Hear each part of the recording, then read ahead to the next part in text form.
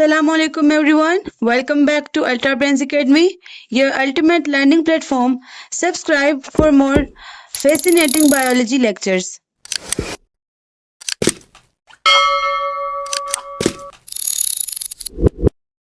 Last lecture में हम लोगों ने लिपिड्स के बारे में डिस्कस किया था और लिपिड्स के डिफरेंट लोकेशन के बारे में हमने स्टडी किया था कि लिपिड्स कहाँ कहाँ पे बॉडी में मौजूद हैं और क्या क्या इंपॉर्टेंट फंक्शंस परफॉर्म करते हैं. इसके अलावा we have discussed about the classification, phospholipids, prostaglandins, terpenes, steroids, waxes, phospholipids and acylglyceride, triglycerides या एसाइलग्लिसराइड्स. उन सारी चीजों के बारे में लास्ट जो लेक्चर थे उसमें हमने डिटेल में डिस्कस किया है.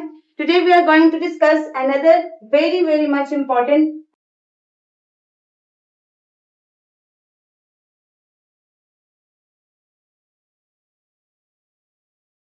न्यूक्लिक एसिड्स के बारे में.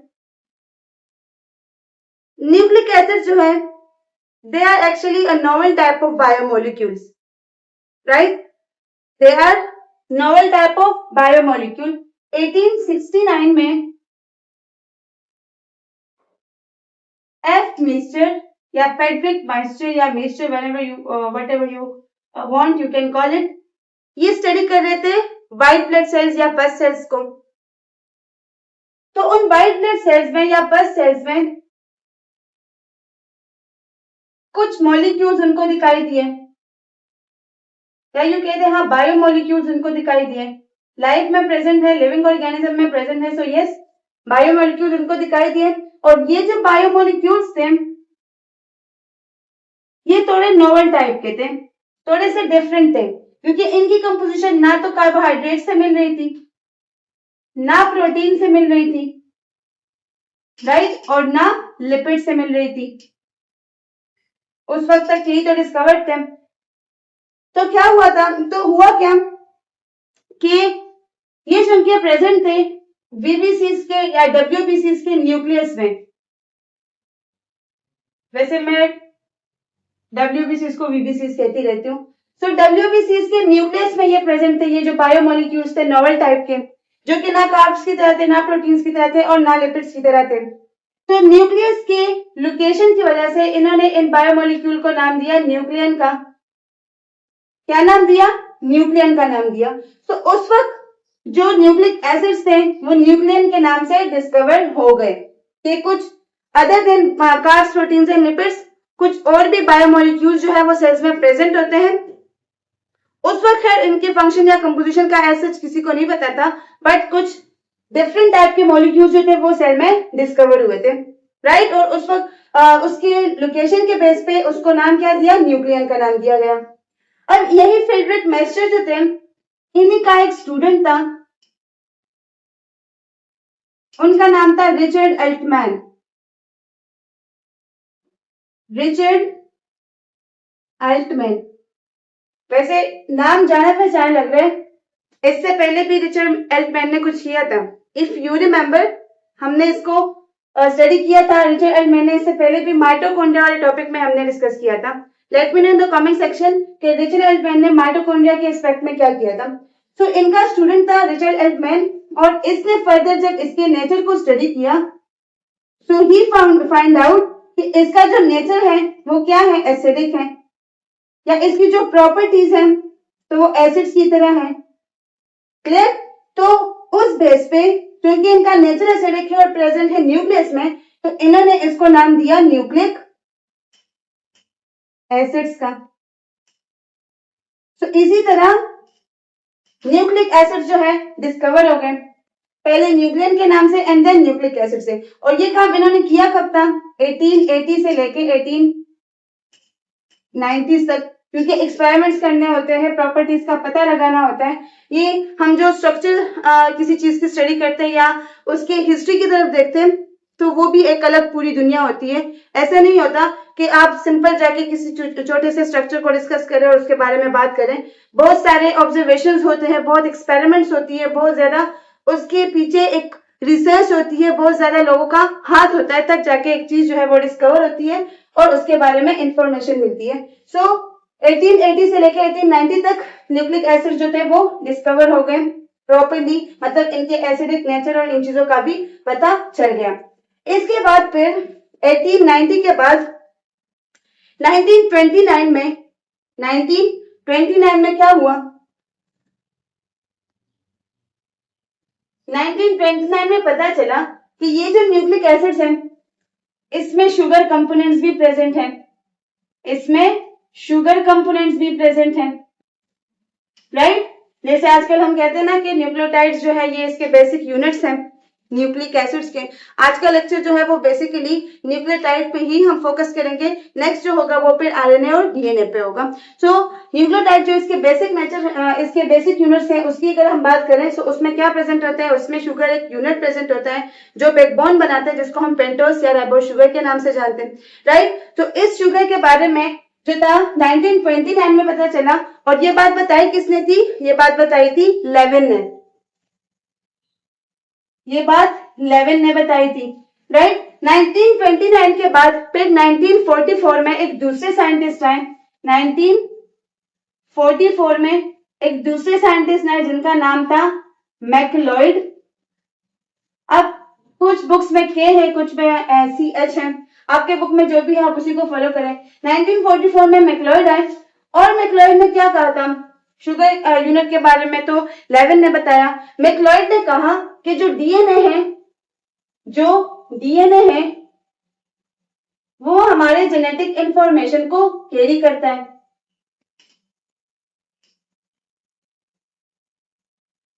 तो ये बात किसने कही कि डीएनए जो है वो जेनेटिक इंफॉर्मेशन को कैरी करता है? मैकलॉयड ने 1944 में कही। उसके बाद फिर 1950 में एडविन आए। एडविन एक दूसरे साइंटिस्ट थे और इन्होंने कहा कि जो बेसिस प्रेजेंट है, आगे हम न्यूक्लियोटाइड का जो स्ट्रक्चर है उसको डिस्कस कर रहे हैं, फिर आपको पेंटोस शुगर, फॉस्फेट और ये नाइट्रोजनस बेस सब के बारे में पता चल जाएगा। तो इन्होंने कहा था कि जो एडविन जो थे, इन्होंने क्या कहा था कि जो बेसिस है ये क्या है? इक्वल अमाउंट में प्रेजेंट है। कि न्यूक्लियोटाइड में जो बेसिस प्रेजेंट है नाइट्रोजनस बेसिस के नाम से जिसको हम जानते हैं, तो वो क्या है? वो इक्वल अमाउंट में प्रेजेंट है। इसी तरह से फिर आगे डिस्कवरीज होती गई। 1952 में फिर वाटसन एंड क्रिक मॉडल आए डीएनए के बारे में, और वो इतना ज्यादा सक्सेसफुल हुआ कि उससे पहले भी बहुत मॉडल आए थे, कंजर्वेटिव्स और सेमी कंजर्वेटिव, नॉन कंजर्वेटिव, इस तरह के मॉडल्स आए थे। बट जो वाटसन एंड क्रिक का मॉडल था वो क्या था? वो इन सब में से ज्यादा सक्सेसफुल हुआ and they both got Nobel prize for it, right? So उन सारी चीजों को आगे हम साथ साथ में कवर कर रहे हैं। अभी हमने क्या पढ़ा कि न्यूक्लिक एसिड जो है उसको 1869 में फेडरिक मिल्सर ने WBCs या जो फर्स्ट सेल्स हैं उसके न्यूक्लियस में से डिस्कवर किया था। और ये जो बायोमोलिक्यूल्स थे ये ना तो कार्ब्स थे, ना प्रोटीन्स थे और ना लिपिड्स थे। मतलब इनमें से एक के साथ भी इसकी कैरेक्टरिस्टिक्स जो है वो मैच नहीं हो रही थी, इनका नेचर मैच नहीं हो रहा था। तो न्यूक्लियस के लोकेशन के बेस पे क्या किया इन्होंने कि इन्होंने इसको नाम दिया न्यूक्लियन। उसके बाद इन्हीं के एक स्टूडेंट रिचर्ड एल्टमैन आए और उन्होंने 1880 से 1890 तक इस पर रिसर्च करके इसके नेचर को, इसके प्रॉपर्टीज को फाइंड आउट किया। And in last what did he found? He found that they are acidic in nature. इनकी जो प्रॉपर्टीज है, इनका जो नेचर है वो एसिड्स के साथ मिलता है। So just because of its nature and it's presence in nucleus, इन्होंने उसको नाम दिया न्यूक्लिक एसिड्स का। क्लियर?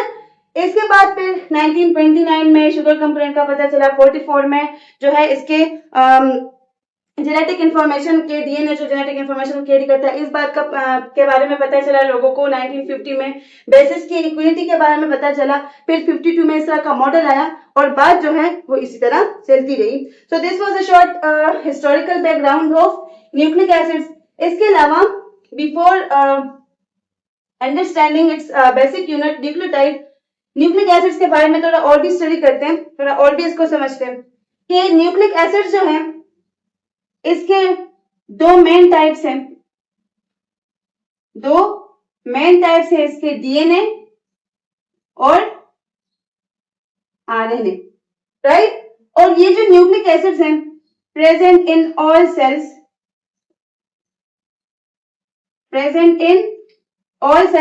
राइट? मतलब अगर हम सेल में तो प्रेजेंट है, हर एक सेल में, नाम का जो सेल है उसमें आपको न्यूक्लिक एसिड्स मस्ट मिलेंगे। जैसे कि अगर हम बात करें बैक्टीरिया की, तो bacteria are the simplest organisms, unicellular simplest organism होते हैं, बट उनमें भी प्रेजेंट होता है, उनका भी जीनोम होता है, इसी वजह से तो वो रिप्रोड्यूस करते हैं, इसी वजह से तो वो इतने ज्यादा अबंडेंस में प्रेजेंट है, राइट। आपको हर किस्म के हैबिटेट में बैक्टीरिया मिलेंगी, कोल्ड से कोल्ड हैबिटेट में भी जैसे एंटार्क्टिका, और हॉट से हॉट उसमें भी एनवायरमेंट में भी जैसे कि वोल्केनो, राइट। सो इनका जो एबंडेंस है, इसके बिहाइंड रीजन क्या है कि ये अगर सिंपलेस्ट भी है बट इनमें डीएनए आरएनए प्रेजेंट होता है। सो न्यूक्लिक एसिड जो है ऐसे बायोमोलिक्यूल्स हैं जो कि हर सेल में प्रेजेंट होते हैं। इवन जो वायरसेस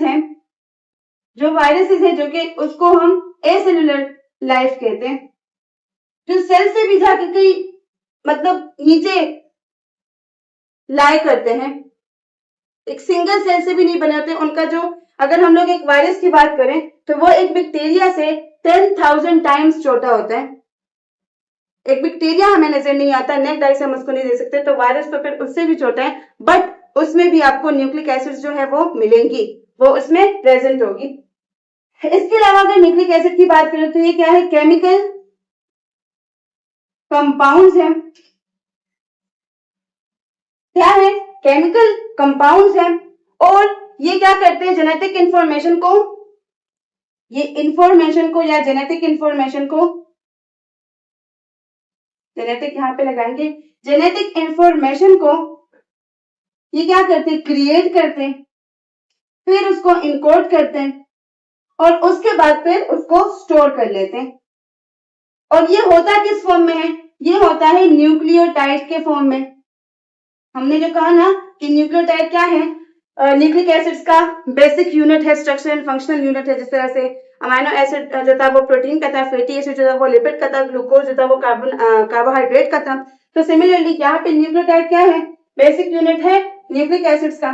तो जो इंफॉर्मेशन को क्रिएट करते हैं न्यूक्लिक एसिड्स, या उसको इनकोड करते हैं या उसको स्टोर करते हैं, वो किस फॉर्म में करते हैं, न्यूक्लियोटाइड के फॉर्म में करते हैं। और ये न्यूक्लियोटाइड्स जो है ये आगे जाके बनाते हैं कोडॉन्स। ये जो कोडॉन्स होते हैं ये 3 न्यूक्लियोटाइड से बने होते हैं, और इस सिंगल कोडॉन ने फिर आगे जाके स्पेसिफिक अमाइनो एसिड को कोड करना होता है, और आगे जाके फिर होती है प्रोटीन सिंथेसिस। क्लियर। ये न्यूक्लियोटाइड जाके आगे क्या बनाते हैं, कोडॉन बनाते हैं, जो कि 3 न्यूक्लियोटाइड से बनाते हैं। नेचर में अगर हम देखें तो we have 64 possible codons, we have 64 possible codons. ये कोडॉन्स आगे जाके फिर स्पेसिफिक अमाइनो एसिड के लिए कोड करते हैं, और प्रोटीन सिस्टम नहीं, प्रोटीन सिंथेसिस करवाते हैं, प्रोटीन सिंथेसिस करवाते हैं, राइट। तो न्यूक्लियोटाइड का आपको पता चला, न्यूक्लियोटाइड के बारे में आपको चीजें जो है वो क्लियर हो गई। हमने क्या क्या स्टडी किया, इसके हिस्ट्री के बारे में देखा। सिंपली WBC के न्यूक्लियस में फॉर द फर्स्ट टाइम इसको डिस्कवर किया गया था, और न्यूक्लियस की लोकेशन, इसके लोकेशन के बेस पे इसको न्यूक्लियन का नाम दिया। देन उसके बाद फिर सारी डिस्कवरी हुई, यहाँ तक के बेसिस के बारे में पता चला कि इसका जो अमाउंट है वो इक्वल होता है न्यूक्लियोटाइड्स में, राइट। इसके बाद अगर देखें तो क्या है, मेन टाइप्स है इसके डीएनए और आरएनए। फिर है कि ये सारे सेल्स में प्रेजेंट होता है, इवन वायरसेस जो कि एसेलुलर है उनमें भी न्यूक्लिक एसिड जो है वो प्रेजेंट होते हैं। क्योंकि अगर वायरस के उसको हम देखें तो उनके स्ट्रक्चर में क्या होता है, प्रोटीन्स और न्यूक्लिक एसिड्स, सिंपल सा उनका स्ट्रक्चर होता है। तो बात असल में यहाँ पे ये है कि जो वायरसेस है एसेलुलर लाइफ है, इतने सिंपलेस्ट ऑर्गेनिज्म है, लेकिन उनमें भी न्यूक्लिक एसिड्स प्रेजेंट होते हैं। इसके अलावा ये जेनेटिक इंफॉर्मेशन को, केमिकल कंपाउंड्स है जो कि जेनेटिक इंफॉर्मेशन को क्या करते हैं, उसको क्रिएट करते हैं, उसको इनकोड करते हैं और उसको स्टोर करते हैं in the form of nucleotides. और ये न्यूक्लियोटाइड्स आगे जाके बनाते हैं कोडॉन्स। 3 न्यूक्लियोटाइड का जो है एक कोडॉन बनता है, और वही कोडॉन आगे जाके स्पेसिफिक अमाइनो एसिड के लिए कोड करके प्रोटीन सिंथेसिस करते हैं। सो isn't it looking like a factory. Imagine करें हमारी बॉडी भी क्या है, एक फैक्ट्री है जिसमें सारे वर्कर्स जो है वो मिलके काम कर रहे होते हैं, एक डिवीजन ऑफ लेबर प्रेजेंट होता है, सब मिलके काम करते हैं, और सब जो है इतना सोफिस्टिकेटेड और इतना कॉम्प्लेक्स सिस्टम जो है वो इतने आसानी से चला रहे होते हैं, राइट। तो आज से हमने क्या सीखा, हमारी बॉडी भी क्या है, एक फैक्ट्री है। क्लियर। तो न्यूक्लियोटाइड एंड सारी चीजों के बारे में क्लियर हुआ। अब इसको करते हैं इरेज।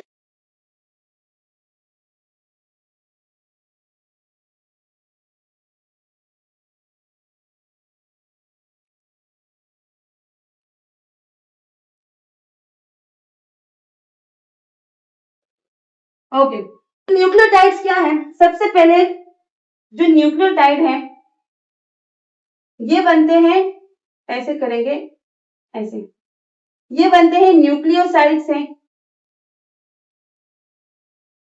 न्यूक्लियोसाइड से बनते हैं और फॉस्फेट से बनते हैं,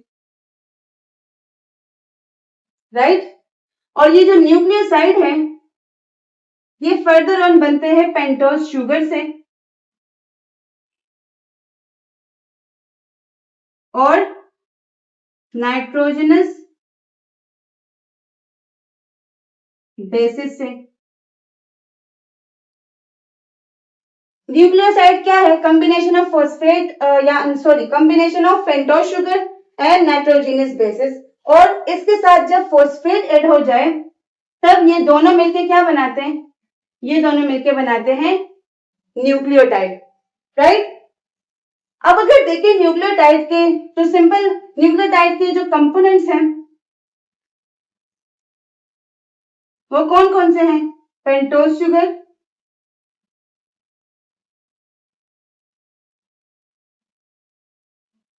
नाइट्रोजनस बेसिस और फॉस्फेट।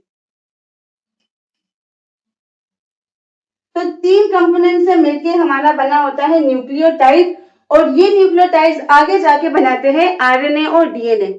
तो अगर हम एक सिंगल न्यूक्लियोटाइड की बात करें, if you are talking about single nucleotide,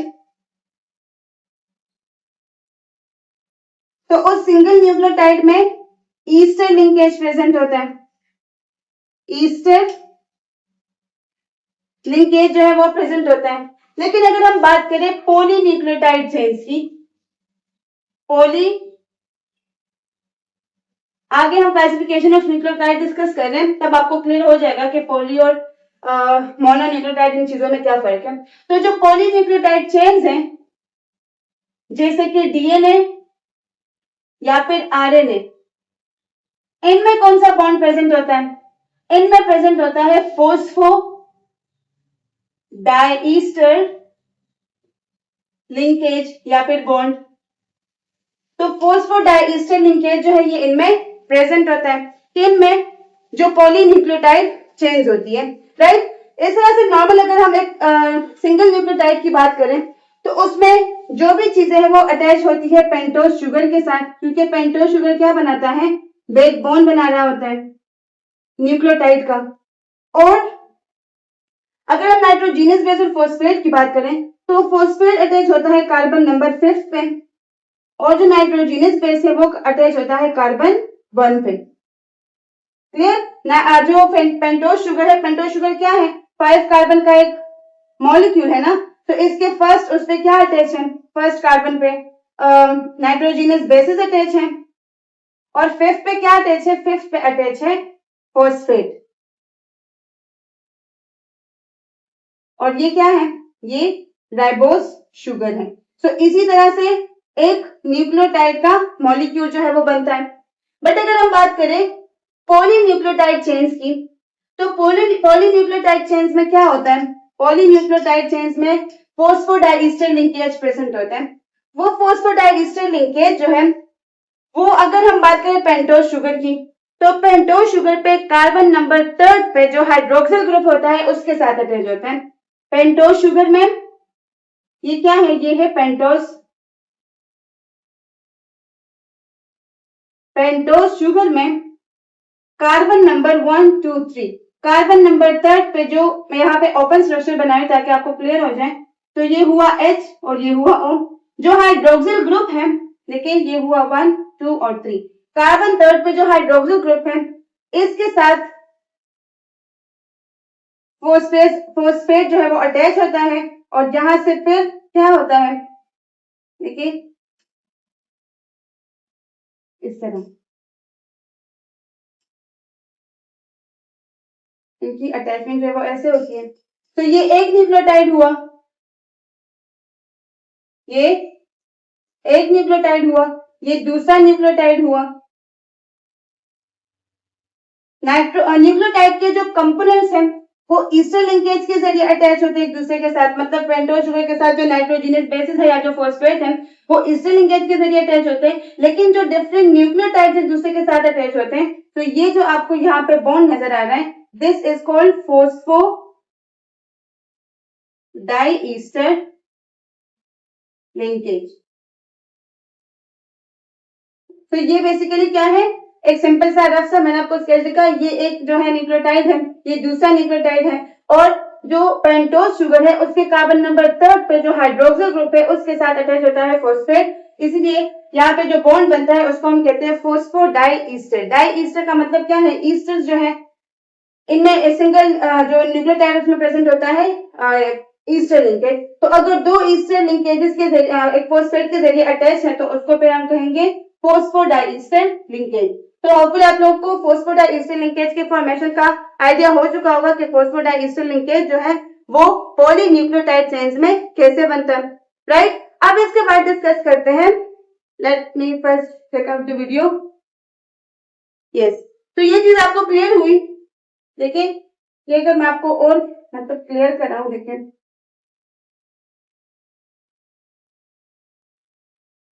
ये एक पेंटोज शुगर हुआ, राइट, 1 2 3, इसके कार्बन 3 पे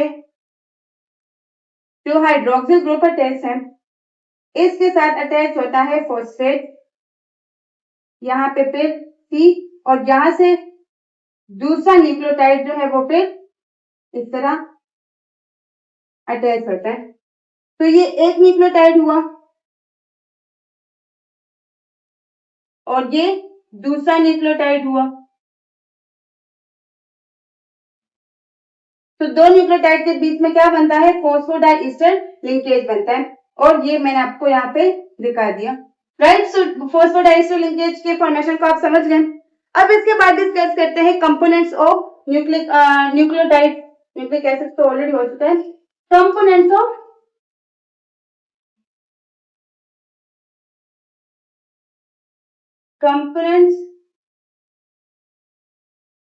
ऑफ न्यूक्लियोटाइड तीन कंपोनेंट से बनता है। फर्स्ट वन क्या है, सबसे पहले बात करेंगे राइबोज शुगर की,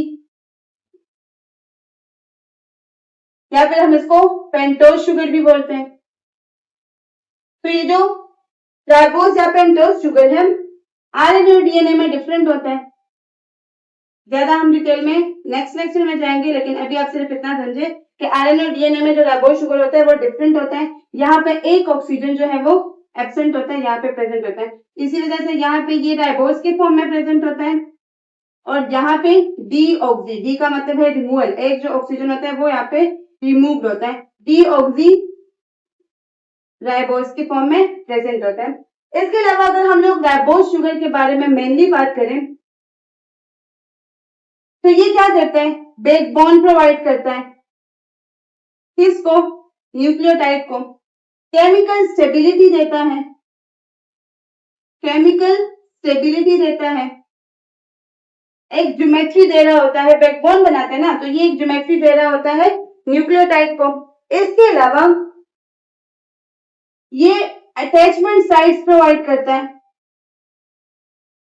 अटैचमेंट साइट्स प्रोवाइड करता है, किसके लिए, नाइट्रोजीनियस बेसिस के लिए या नाइट्रोजनस बेसिस के लिए क्या करता है, अटैचमेंट साइट प्रोवाइड करता है। तो ये फंक्शंस में बेसिकली ये कर रहा होता है, आरएनए डीएनए में डिफरेंट होता है, बैकबोन प्रोवाइड करता है, राइट, केमिकल स्टेबिलिटी देता है, ज्योमेट्री जो है वो देता है न्यूक्लियोटाइड को, और उसके अलावा अटैचमेंट साइट्स प्रोवाइड करता है नाइट्रोजनस बेसिस के लिए। इसके बाद दूसरा जो कंपोनेंट है वो आता है फॉस्फेट का, जो फॉस्फोरिक एसिड है। तो फॉस्फोरिक एसिड की अगर हम बात करें, फॉस्फोरिक एसिड के स्ट्रक्चर की अगर हम बात करें तो इस किस्म का इसका स्ट्रक्चर होता है ऐसे। ये क्या है, ये एक सिंपल फॉस्फोरिक एसिड का स्ट्रक्चर है। अगर हम लोग इसकी बात करें तो ये स्ट्रॉन्ग केमिकल बॉन्डिंग में हेल्प करवाता है, राइट, स्ट्रॉन्ग केमिकल बॉन्डिंग में हेल्प करवाता है जो फॉस्फोरिक एसिड है।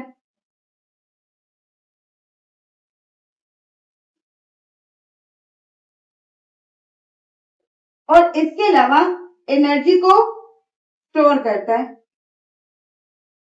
एनर्जी को स्टोर करता है और स्ट्रॉन्ग केमिकल बॉन्डिंग में हेल्प करवाता है, राइट। तो ये दो कंपोनेंट थे न्यूक्लियोटाइड के। अब इसके बाद डिस्कस करते हैं third component of nucleotide and that is nitrogenous. तो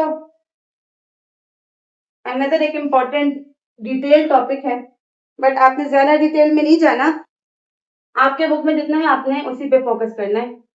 तो थर्ड वन जो कंपोनेंट है दैट इज नाइट्रोजनस बेसिस। अब अगर नाइट्रोजनस बेस की हम बात करें, इसकी क्लासिफिकेशन हुई है दो कैटेगरीज में। कौन कौन सी? पायरामिडीन्स, पायरामिडीन्स और purines, right. Pyrimidines and purines. तो पायरामिडीन्स को अगर हम देखें, ये एक सिंगल रिंग स्ट्रक्चर होते हैं, सिंगल रिंग स्ट्रक्चर्स होती है जो कि फर्दर डिवाइड है यूरेसिल में। यूरेसिल जो है ये आपको जस्ट आरएनए में मिलेगा, ये आपको डीएनए में नहीं मिलता, जस्ट आपको आरएनए में मिलता है, राइट। तो ये थायमीन और साइटोसिन में मिलता है। और अगर हम बात करें प्यूरीन्स की, तो प्यूरीन्स क्या होते हैं? डबल रिंग स्ट्रक्चर्स होती है, डबल रिंग स्ट्रक्चर्स होती है जिसकी फर्दर क्लासिफिकेशन हुई है एडेनिन और गुआनिन में। क्लियर? अब अगर हम देखें तो हमने यहां कहा ना कि ये क्या है? सिंगल रिंग स्ट्रक्चर्स है, सिंगल रिंग इनका स्ट्रक्चर होता है और ये डबल रिंग होता है। तो इनका जो सिंगल रिंग होता है, जैसे कि यूरेसिल का एक सिंपल मैं आपको स्ट्रक्चर दिखाऊं,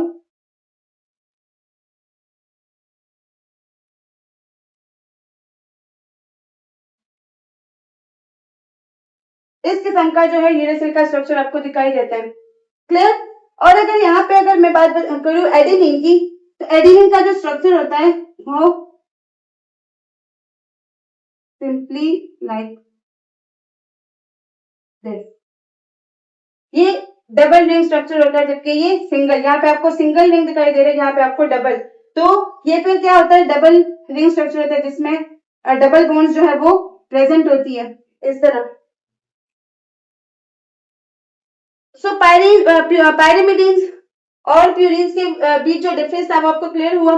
सिंगल रिंग स्ट्रक्चर्स होती है जिसमें यूरेसिल, थायमीन और साइटोसिन आता है, जबकि डबल रिंग स्ट्रक्चर जो है वो प्यूरिन्स है जिसमें एडेनिन और गुआनिन आता है। क्लियर? ये एक सिंगल रिंग स्ट्रक्चर है, जबकि इसमें जितने भी डबल रिंग जो प्यूरिन्स हैं उसमें जितने भी न्यूक्लियोटाइड्स है वो आपको डबल रिंग स्ट्रक्चर जो है उसका आपको दिखाई देगा। इसके बाद ये थे components of nucleotides, ribose sugar, phosphoric acid, phosphate और नाइट्रोजनस बेस। इसके बाद डिस्कस करते हैं क्लासिफिकेशन ऑफ न्यूक्लियोटाइड। मोनोन्यूक्लियोटाइड भी हो सकती है, डाइन्यूक्लियोटाइड्स भी हो सकती है और पॉलीन्यूक्लियोटाइड्स भी हो सकती है। तो इसमें से जो इंपॉर्टेंट पॉइंट्स है आप इसको नोट कर लें, राइट। और हम लोग, मैं थोड़ा सा मार्कर में इंक डालती हूँ, उसके बाद हम डिस्कस करते हैं फिर किस चीज को, हाँ, क्लासिफिकेशन ऑफ न्यूक्लियोटाइड को। ये सारे पॉइंट्स आप लोगों ने अच्छे से देख ली। ये डबल रिंग होता है, ये सिंगल रिंग स्ट्रक्चर होता है। राइबोज शुगर क्या करता है? केमिकल ज्योमेट्री प्रोवाइड करता है, अटैचमेंट साइट्स प्रोवाइड करता है। फॉस्फोरिक एसिड क्या करता है? केमिकल बॉन्डिंग में हेल्प करवाता है, एनर्जी को स्टोर करवाता है। और न्यूक्लियोटाइड है क्या? Combination of nucleoside and phosphate. यहाँ से आपको एक किस्म से न्यूक्लियोसाइड का कॉन्सेप्ट भी मिला के अक्सर एमसीक्यूज में पूछ लिया जाता है that what is nucleoside. So you must know that it is a molecule that is made up of pentose, sugar and nitrogenous base. But when phosphate is added with it, then it form nucleotide. Right? अब discuss करते हैं कि mononucleotide, डाइन्यूक्लियोटाइड्स और polynucleotides क्या होती है।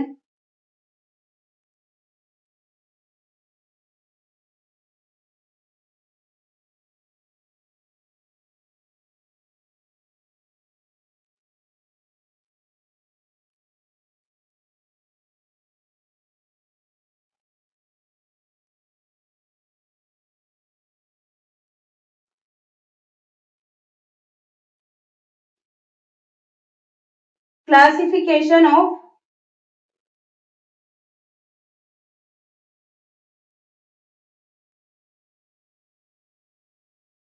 Nucleotide. अब nucleotide जो है इसकी क्लासिफिकेशन हुई है,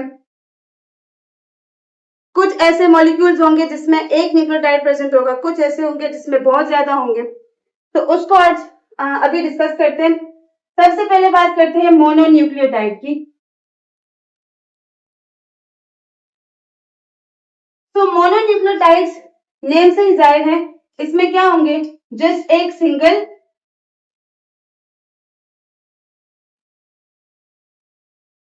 न्यूक्लियोटाइड जो है वो इसमें प्रेजेंट होगा, जिसमें क्या होगा, एक सिंगल न्यूक्लियोटाइड जो है प्रेजेंट होगा। और इसमें अगर हम कॉमनली एक रिप्रेजेंटेटिव एग्जांपल की बात करें तो दैट इज एटीपी, जिसमें एक न्यूक्लियोटाइड होता है और 3-फॉस्फेट के मॉलिक्यूल्स, 3-फॉस्फेट मॉलिक्यूल्स। अब देखते हैं कि ये सिंगल जो या ये जो मोनोन्यूक्लियोटाइड है ये बनता कैसे।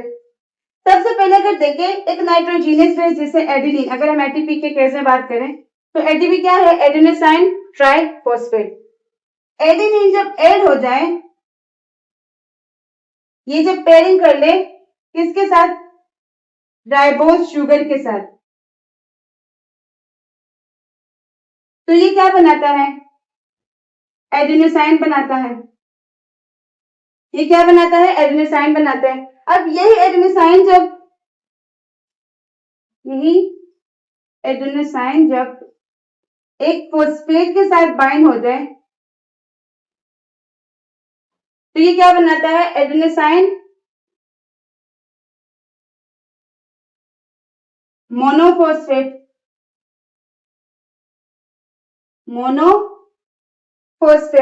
मतलब इस तरह आप इसको लिख सकते हैं, एडेनोसाइन मोनोफॉस्फेट। अब यही एडेनोसाइन मोनोफॉस्फेट जो है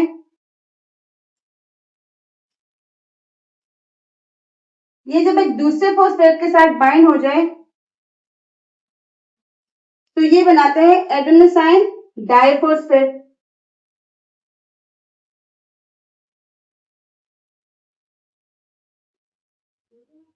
ऐसे, और ये जब एडेनोसाइन डाइफॉस्फेट मतलब सिंपल क्या होगा, एक एक फॉस्फेट जो है वो इसके साथ ऐड होगा, राइट। तो जब ये एडेनोसाइन डाइफॉस्फेट एक तीसरे फॉस्फेट के साथ बाइंड हो जाए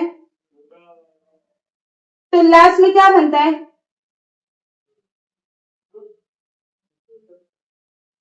एडेनोसाइन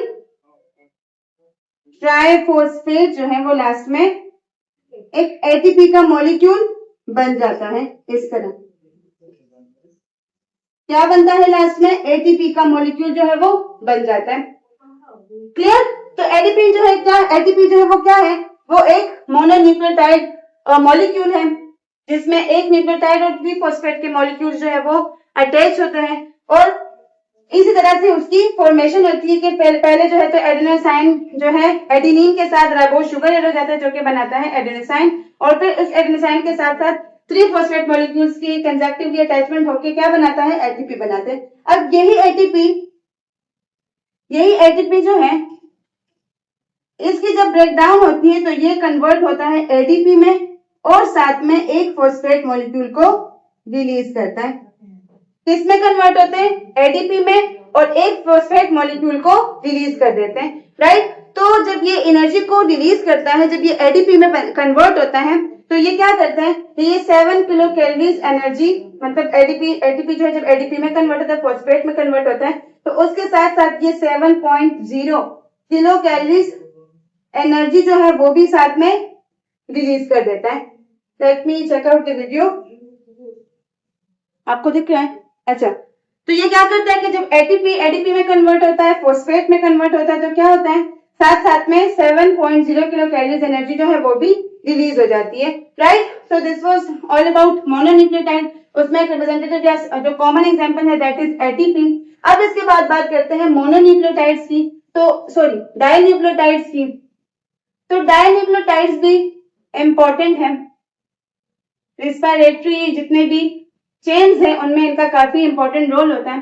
डाइन्यूक्लियोटाइड में क्या होता है, इसमें दो न्यूक्लियोटाइड्स प्रेजेंट होंगी, इसमें दो न्यूक्लियोटाइड्स प्रेजेंट होंगी। अब देखिए ये जो दो न्यूक्लियोटाइड्स हैं ये आगे जाके क्या बनाते हैं, डाइन्यूक्लियोटाइड्स बनाते हैं। अब इनमें अगर नाइट्रोजीनस बेस एडेनिन ऐड हो जाए, अगर इनमें नाइट्रोजीनस बेस एडेनिन ऐड हो जाए तब ये क्या बनाते हैं, एडेनिन डाइन्यूक्लियोटाइड्स। क्या बनाते हैं, एडेनिन डाई न्यूक्लियोटाइड्स, राइट। और इस एडेनिन के साथ अगर आगे कुछ विटामिन वगैरह ऐड हो जाए, तो ये इंपॉर्टेंट कोएंजाइम्स बनाती है। और उस कोएंजाइम्स में एग्जांपल की अगर हम देखें बात करें तो तीन मेजर कोएंजाइम्स है, दैट इज NAD, FAD और NADP। इसकी अगर एब्रिविएशन की बात करें तो nicotine diamide, nicotinamide dinucleotide, nicotine amide dinucleotide. और अगर FAD की बात करें तो flavin amide dinucleotide.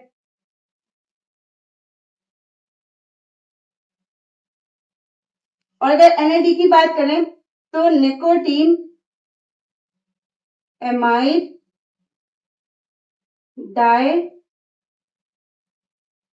Dinucleotide phosphate. तो ये तीनों बहुत ही इंपॉर्टेंट कोएंजाइम्स हैं जो कि आगे जाके हेल्प करते हैं किस चीज में, फोर्थ चैप्टर में आप लोग जब बायो एनर्जेटिक स्टार्ट करेंगे तो उसमें एक इंपॉर्टेंट रेस्पिरेटरी चेन का एक इंपॉर्टेंट प्रोसेस है ETC, electron transport chain. Electron transport chain में ये जो है ऑक्सीडाइज्ड फॉर्म में, रिड्यूस्ड फॉर्म में प्रेजेंट होते हैं, हाइड्रोजन एक्सेप्टर्स के तौर पे काम कर रहे होते हैं। और ये NAD, ये जो डाइन्यूक्लियोटाइड्स है, NAD है, FAD और NADP है, ये तीनों जाके ETC में बहुत ज्यादा इंपॉर्टेंट रोल जो है वो प्ले कर रहे होते हैं। सो डाइन्यूक्लियोटाइड है, मोनोन्यूक्लियोटाइड है जो कि ATP बनाता है, डाइन्यूक्लियोटाइड है जो कि कोएंजाइम्स बनाता है। ये सारे अपनी अपनी जगह बहुत ही इंपॉर्टेंट रोल जो है वो बॉडी में प्ले कर रहे होते हैं। इसी वजह से हमें इसको समझना हमारे लिए इंपॉर्टेंट होता है। सो मोनोन्यूक्लियोटाइड्स क्या है, जो एक सिंगल न्यूक्लियोटाइड से बने होते हैं, जिसमें एग्जांपल कॉमन जो है वो क्या है, ATP का है।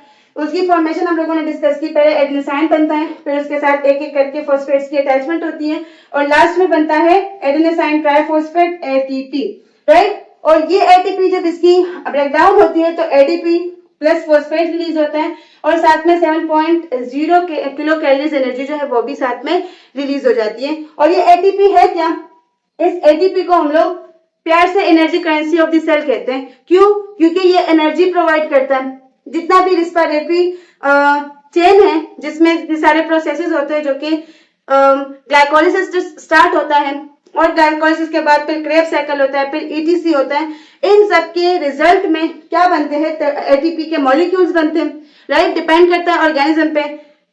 जो बैक्टीरिया है, सिंपलेस्ट ऑर्गेनिज्म है, उनमें एक सिंगल ग्लूकोज के मॉलिक्यूल से 38 ATPs बनते हैं, जबकि हमारी बॉडी में एक सिंगल ग्लूकोज के मॉलिक्यूल से 36 ATPs बनती है। तो वो 36 ATPs जो है वो क्या करती है, फिर उसकी इस तरह से ब्रेकडाउन होती है और वो 7.0 किलो कैलोरीज एनर्जी जो है वो प्रोवाइड करती है और उसी से बॉडी के जितने भी एक्टिविटीज होते हैं वो परफॉर्म हो रहे होते हैं। इस तरह से डाइन्यूक्लियोटाइड्स है, तो डाइन्यूक्लियोटाइड्स में ऐसी टाइप न्यूक्लियोटाइड की जिसमें दो न्यूक्लियोटाइड्स प्रेजेंट हो, राइट। और अगर उसमें नाइट्रोजनस बेस एडेनिन है तो वो फिर एडेनिन डाइन्यूक्लियोटाइड जो है वो बना देते हैं, राइट। जिसमें एग्जांपल NAD है, FAD है और NADP है।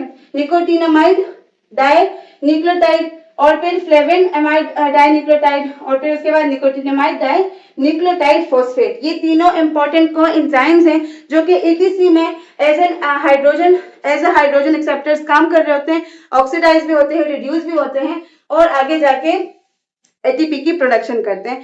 तो this was all about dinucleotide. और इसके बाद फिर आता है पॉलीन्यूक्लियोटाइड। तो पॉलीन्यूक्लियोटाइड में सिंपल एक से ज्यादा जिसमें न्यूक्लियोटाइड्स प्रेजेंट हों, राइट, उसको कहते हैं पॉलीन्यूक्लियोटाइड्स। और उसमें जो कॉमन एग्जांपल है बल्कि कॉमन क्या, वही एग्जाम्पल्स है उसके, डीएनए और आरएनए, जो कि होगा हमारा नेक्स्ट लेक्चर। आज हम लोगों ने न्यूक्लियोटाइड के कॉन्सेप्ट को समझा, इसके कंपोनेंट को समझा, इसके स्ट्रक्चर को समझा, इसमें बने हुए जो बॉन्ड इसमें बनती है उस बॉन्ड के फॉर्मेशन को समझा, इसकी क्लासिफिकेशन को समझ लिया, राइट। होपफुली आपको कोई डाउट जो है वो इसमें नहीं होगा। If you have, again I am telling, let me know in the comment section. Stay connected with ultra brains academy, do like, share and subscribe it, and पढ़ाई करते रहे, अपना बहुत सारा ख्याल रखिए, अपने माँ बाप का नाम रोशन कीजिए। Thank you very much.